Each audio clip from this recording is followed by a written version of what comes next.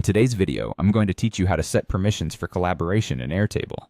Whether you're managing a team project or organizing a family event, ensuring that everyone has the appropriate access is crucial for smooth collaboration and maintaining control over your data.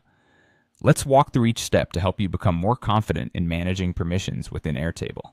First, make sure you're logged into your Airtable account and locate the base where you want to set or adjust permissions. If you're not already familiar with the terminology, a base in Airtable is essentially a project or collection of related information, kind of like a spreadsheet but with a lot more flexibility and power. Once you've opened your chosen base, shift your attention to the top right corner of your screen. Here you'll find the Share button. Clicking this will bring up options related to sharing and managing access to your base. Once you click on that button, you'll see a list of collaborators. These are the users who currently have access to your base. Each collaborator can have different levels of access, which is where permissions come in handy.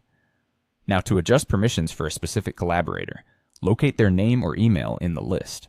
Beside each name, there is a permission drop-down menu. Click on this drop-down, and you will see a variety of roles to choose from. Each role corresponds to a different level of access, ranging from full editing capabilities to restricted view-only access. Understanding these roles is crucial to ensure you're setting the right level of permission. For example, if you select Editor, this person will have more control and will be able to make changes to most parts of the base. But if you select Viewer, this collaborator can only view the information without making any edits.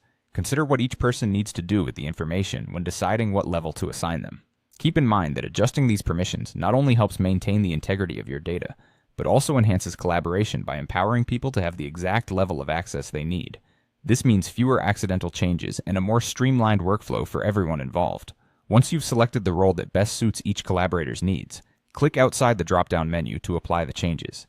Airtable will automatically save these new permission settings, ensuring a seamless transition. Whenever you add or remove collaborators in the future, or if the scope of your project changes, remember to revisit this area to ensure that everyone continues to have the appropriate level of access.